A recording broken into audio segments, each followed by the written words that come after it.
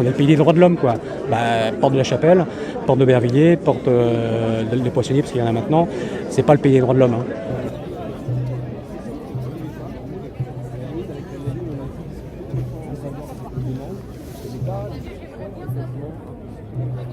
Dans le nord de Paris, la situation elle est dramatique depuis plusieurs années. Ça fait plus de 3 ans qu'on voit des campements, qu'on voit des violences envers les personnes pour pas qu'elles s'installent, etc.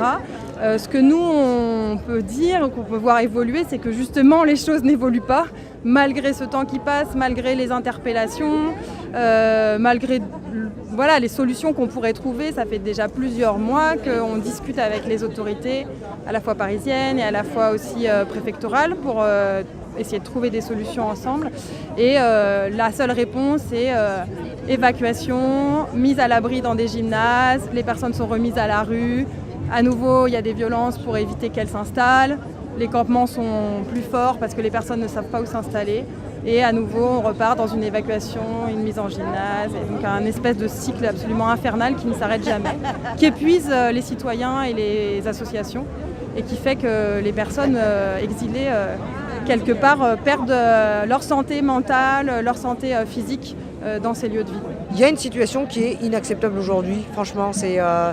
Et on fait croire à la population qui est un peu mitigée qu'il coûte extrêmement cher sur la prise en charge médicale, qu'on leur donne un montant pour se loger alors qu'il y a une population française qui est évidemment en difficulté. Il faut arrêter tout ça. Ce sont de fausses informations, ce sont des mauvaises informations.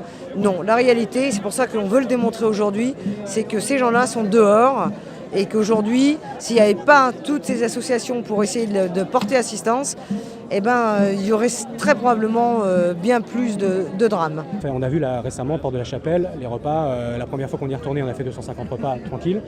La deuxième fois, 250, ça passait difficilement. À la fin, on a réduit les doses. On s'est dit on fait 450. On a fait 450, ça allait au départ. Et là, on a vu que ça augmentait. Et la dernière fois, les 450, on n'était pas sûr d'y arriver. Sachant que quand on y va le mardi, avant nous, il y a un collectif de chauffeurs taxi VTC qui fait à peu près 400-500 repas. Après nous, il y a un collectif d'une mosquée de Massy qui arrive avec 200 repas. Ce que je vous dis là, ça fait 1100 repas. Et tout part. Ça, sur la porte de la Chapelle. Sachant qu'il y a des points ailleurs. Donc c'est de la folie en fait. C'est une folie furieuse, quoi.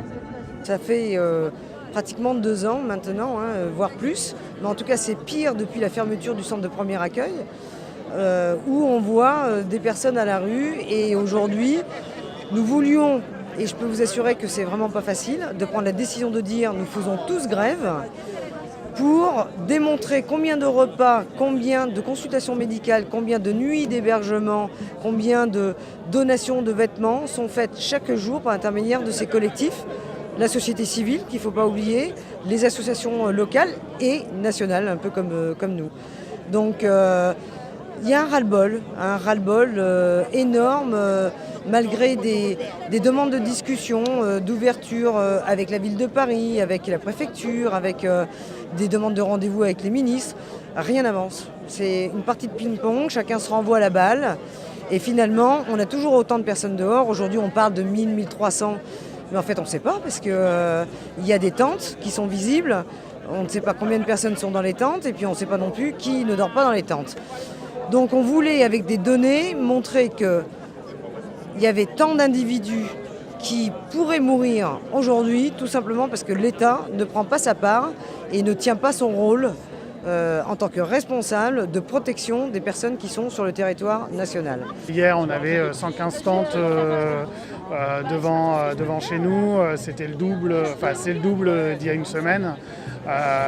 Donc on est sur un camp clairement qui se constitue et oui, avec des conditions qui s'aggravent puisque ça fait là 3 semaines globalement que les familles sont là, voire certaines un peu plus, en attente d'une solution pérenne. Soit parce qu'ils ne rentrent pas dans les cases, parce que c'est des familles nombreuses, donc c'est plus difficile de trouver des solutions. Il